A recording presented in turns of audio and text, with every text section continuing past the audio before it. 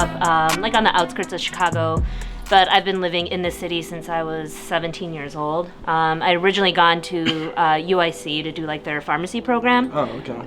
Big switch up.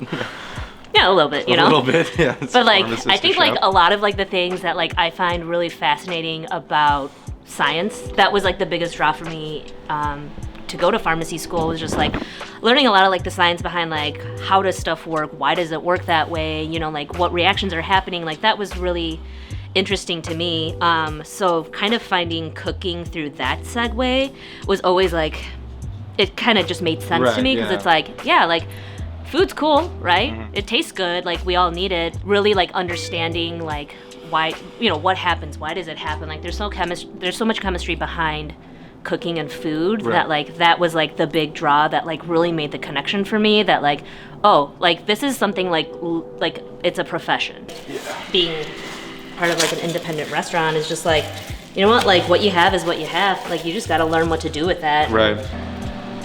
There's a lot to learn besides just like making shit taste good. It's like evolving all the time too. Yeah, and like, and now like even more so, like it's nuts, like the way that people like almost like worship food, and like the people who make food. Starting in this industry like 12 years ago, there was like a little bit of that, but like no one really cared who the chef was. Right. You know, like that wasn't a thing. But now it's just like that's part of the draw of a business. Yeah, you're the face of a place now. It's like yeah, like what? Like that's not what I would have ever thought. Like going into this industry, that like was going to be something else to consider. Is like, oh, you also have to start thinking about like branding and start thinking about like, you know, yourself as the face of the restaurant. Right.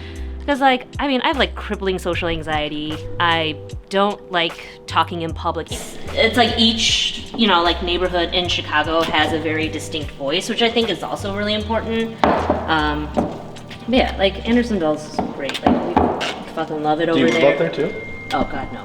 Okay. Learn about discipline, learn about food, like, you know, like learn how to properly run a station. Yeah, and like work with other folks, like, who, like, really give a shit about something. That was, like, the camaraderie part that like really drew me into professional kitchens. You know, that still exists, but it's different from where I am now. It's definitely different. I mean, like now, I feel like it's more like a line cook will throw out your container of this, or you know, it's like some restaurants pit you against each other a little bit rather than make you guys work harmoniously. You know, it's like yeah, I understand why that's advantageous, because it's like you want to like push these motherfuckers, right? Like you want to like it's just give them minimal supplies, minimal equipment, and work them as hard as they can. No, it's a horrible thought process if you ask me. I don't ever think there was a time and place for that, but like for them that was like their time and place, you know. So much of that is changing, and you know, I always feel like this is like my obsessive talking point all the time, is just about like kitchen culture, because like it's crazy. I've lived through like that shift, right? Of like being in kitchens where it was really hard and really tough, and it was like really abusive, and then seeing the transition of people being like, oh, whoa, like this is fucked up. Right. Like these people are unhappy, developing mental illnesses, or, you know, like it's only exacerbating mental illnesses that they have, or addiction issues, things like that. We're all human beings. Like we're all just trying to do the shit.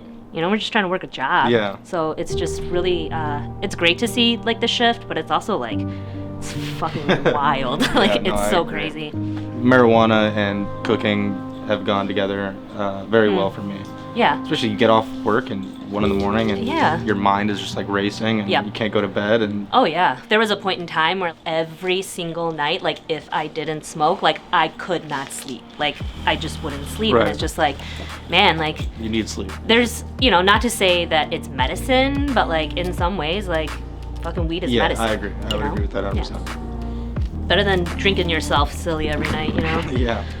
And you're a dog owner too, right? I am. What kind of dog do you have at home? He's a little mutt. He's a Beagle mix. Beagle mix. Yeah, so like seeing dogs like this is like, that's also fucking wild, because it's just like they're so big, and he really doesn't give a fuck about me. Well, thank you so much for doing this and coming out and showing us how to make, say it again real quick for me. Dokboki. Dokboki. Dokboki. I'm going to work on that. Yeah. Thank you. Thank you. That was awesome. Yeah.